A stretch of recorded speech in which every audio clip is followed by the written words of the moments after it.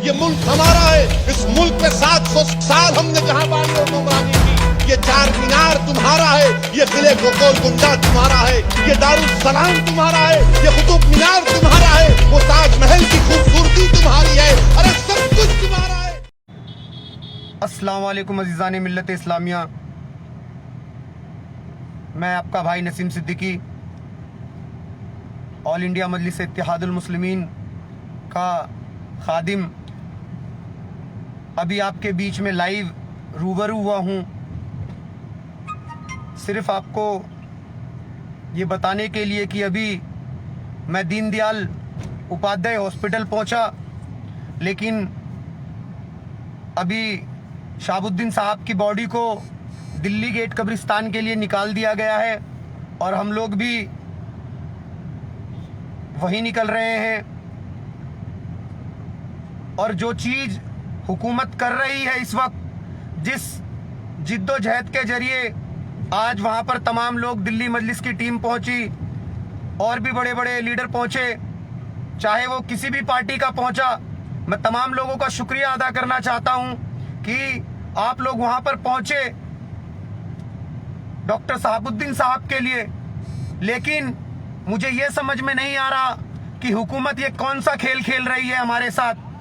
हुकूमत ये कौन सा खेल खेल रही है और डॉक्टर शहाबुद्दीन साहब की मौत का राज क्या है। कोरोना से मैंने पहले भी पोस्ट डाली थी कि ये मौत कोरोना से नहीं हो सकती, और सबसे बड़ी बात, अगर कोरोना से मौत हुई है तो आप लोग इतना घबरा के रहो, आप उनकी रिपोर्ट क्यों नहीं सही बता रहे, आप उनके बारे में सही जानकारी क्यों नहीं दे रहे, आप उनकी बॉडी को आपने देखने नहीं दिया, किसी को अंदर घुसने नहीं दिया। चाहे वहां पर अमानतुल्लाह खान गए हो, चाहे इमरान प्रतापगढ़ी पहुंचे, मैं भी पहुंचा, लेकिन मेरे भाई थोड़ा सा लेट था, थोड़ी तबीयत खराब थी, फिर भी मेरे घर से बहुत लंबा रास्ता था, पहुंचने में टाइम लग गया। इसी कारण बॉडी अभी निकल चुकी है। अभी तक ये समझ में नहीं आ रहा है कि इनकी मौत का राज क्या था। और सबसे बड़ी बात कि एक ऐसी शख्सियत जो संसद में जाकर बैठती थी, उनको तिहाड़ जेल में भेजा गया, उन्हें कोई ऐसी फैसिलिटीज नहीं दी। और दीनदयाल उपाध्याय तिहाड़ जेल के बिल्कुल बगल में वो हॉस्पिटल है, मैं भी दिल्ली में रहता हूँ, मुझे जहां तक जानकारी है उस हॉस्पिटल की, तो उस हॉस्पिटल के अंदर ऐसी कोई सुविधा नहीं है जो कि किसी इंसान को बचा सके। आप उन्हें एम्स में भी भर्ती कर सकते थे, आप किसी बड़े हॉस्पिटल में भेज सकते थे, लेकिन तिहाड़ जेल की 5 मिनट की दूरी वाले हॉस्पिटल पर, जहां पर कोई ऐसी सुविधा नहीं है जहां पर की जान बचाई जा सके। और ये मौत एक राज है। मैं नहीं समझता कोरोना से ये मौत हुई होगी, कि एकदम से आप खबर आती है शहाबुद्दीन साहब की कि उन्हें कोरोना हो गया और थोड़ी देर बाद पता चलता है कि उनकी मौत हो गई। आप लोग समझदार हो मेरे भाई, ये सिस्टम जो खेल खेल रही है अखिलियतों के साथ, मुझे समझ में नहीं आ रहा। एक तरफ आज तक का न्यूज एंकर की मौत होती है कोरोना से, जिसका नाम रोहित सरदना था, उसकी मौत होने के बाद ये तमाम लीडर दुख जताते हैं, लेकिन एक संसद में बैठने वाला इंसान, एक मजलूम गरीबों की रहनुमाई करने वाला मुसलमान, उसकी मौत होती है तो किसी मीडिया की आवाज नहीं खुलती। और एक रोहित सरदना की मौत होती है तो उसकी बॉडी भी दी जाती है, उसके लिए सब दुख व्यक्त करते हैं। एक सांसद की मौत हो जाती है, एक सांसद जो कई बार संसद में जाकर बैठकर गरीब और मजलूमों की जिसने रहनुमाई करी, आज उनकी मौत होने के बाद ये लोग, ये हुकूमत, और सबसे बड़ी बात तो मैं आरजेडी और तेजस्वी यादव से सवाल करता हूं कि आपको शर्म नहीं आई?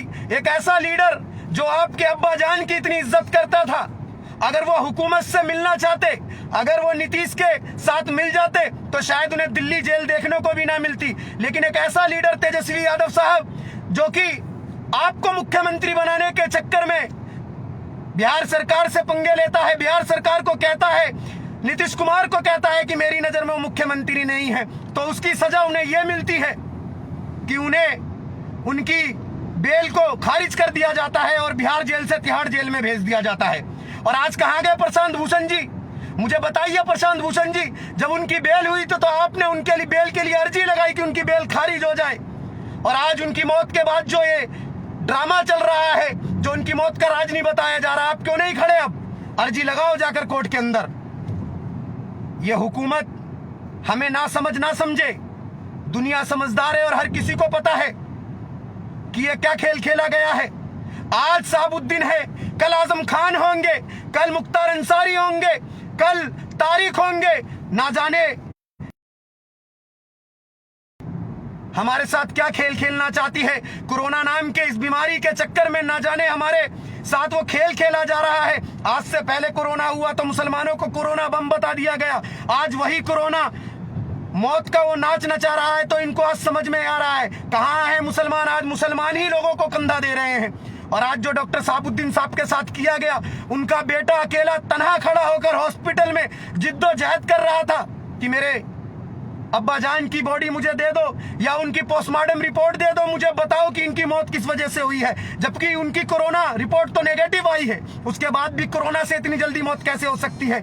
आप तमाम लोगों से मैं ये कह रहा हूं कि आप लोग इस पर सवाल उठाइए, हुकूमत से कहिए, और खासकर बिहार के लोगों से कह रहा हूं, सिवान के लोगों से कह रहा हूं कि सिवान के लोगों सुनो, आपको डॉक्टर शहाबुद्दीन साहब के परिवार के साथ खड़ा होना होगा। क्योंकि ये जो खेल उन्होंने खेला है, हुकूमत ने जो खेल खेला है उनके साथ, उसकी लड़ाई उनके परिवार के साथ आपको लड़नी होगी। और तेजस्वी यादव से सवाल करना होगा कि आपकी पार्टी के लिए उन्होंने इतना किया, इतनी कुर्बानियां दी कि यहां तक कि वो नीतीश सरकार के खिलाफ चले गए और उन्हें फिर से जेल देखनी पड़ी। और जेल क्या, बिहार जेल छोड़ो, दिल्ली जेल, जो तिहाड़ जेल, जो हिंदुस्तान की सबसे बड़ी जेल मानी जाती है, वहां पर भेज दिया गया। और उन्हें ऐसी कोई सुविधा नहीं दी गई जिस कारण की उनकी जान बच सके।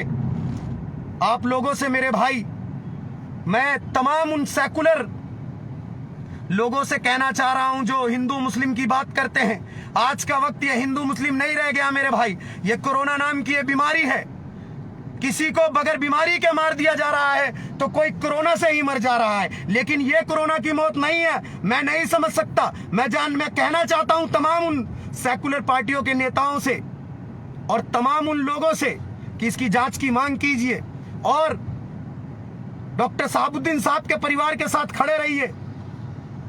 बैरिस्टर सदुद्दीन ओवैसी साहब ने भी ट्वीट करके कहा है कि हम उनके साथ हैं। तो तमाम लोगों से मैं गुजारिश कर रहा हूं कि आप डॉक्टर शहाबुद्दीन के साथ खड़े होइए, उनके परिवार के साथ खड़े होइए। अल्लाह ने एक ऐसे बेबाक लीडर को हमसे छीन लिया, एक ऐसा बेबाक लीडर, एक ऐसा मर्दे मुजाहिद जिसके खड़े होने से ही लोगों को पता चल जाता था। आज उसको एक साजिश के तहत उनको मार दिया गया और आज हुकूमत कोई जवाब नहीं दे रही है। तमाम गोदी मीडिया खामोश बैठी है। अगर एक अदना सा कोई मर जाता है तो मीडिया के बोल चलने लगते हैं, लेकिन डॉक्टर शहाबुद्दीन साहब के साथ कोई नहीं है, कोई नहीं चला रहा, कोई नेता कुछ नहीं बोल रहा। और एक न्यूज एंकर जो हिंदू मुस्लिम करता था, उसकी मौत हो जाती है तो ये तमाम लोग दुख व्यक्त करते हैं। मैं बहुत दिनों बाद आपके बीच में लाइव आया हूं मेरे भाई। मेरी भी तबीयत नासाज थी और फिर भी जब मेरे को लगा कि मुझे वहां पर पहुंचना चाहिए, मैं निकला। लेकिन हॉस्पिटल वालों ने बॉडी दे दी थी और उनकी बॉडी को दिल्ली गेट ले जा रहा है। सबसे पहले तो मैं आप तमाम लोगों से यही गुजारिश करूंगा कि आप दुआ करिए कि अल्लाह ताला उनको जन्नतुल फिरदौस में आला से आला मुकाम अता फरमाए। और अल्लाह जिसने ये साजिश रची है, हमारे मर्द मुजाहिद की मौत की साजिश जिसने रची है, अल्लाह उसका खात्मा कर दे, उसे जहन्नुम दे दे। न जाने, मैं अपने अल्फाज में नहीं बोल सकता कि मुझे इस बात की इतनी तकलीफ है कि एक ऐसा लीडर, जब हुकूमत को यह दिख चुका था कि एक ऐसा लीडर हमारे बीच में है जो हमारी रहनुमाई कर सकता है, आज नहीं, कल नहीं, कभी तो, लेकिन उसको एक साजिश के तहत मार दिया जाता है। तो दोस्तों और मेरे भाइयों, मेरे बड़ों और मेरे बुजुर्गों, आप लोगों से यही मैं गुजारिश कर रहा हूं कि डॉक्टर शहाबुद्दीन साहब के परिवार के साथ खड़े रहिए, उनकी मौत की साजिश की जांच की मांग कीजिए और हुकूमत से कहिए कि हम नादान नहीं हैं, हम सब समझ रहे हैं, हमारे हालात समझो और हमारी बात को समझो। ये वक्त ये बात करने का नहीं है। लेकिन उसके बावजूद भी मैं ये कह रहा हूं मेरे भाई कि ये मौत कोरोना के वजह से नहीं हुई है। हमें उनकी मौत की जांच की मांग करनी होगी और हर मोड़ पर खड़ा होना होगा उनके परिवार के साथ।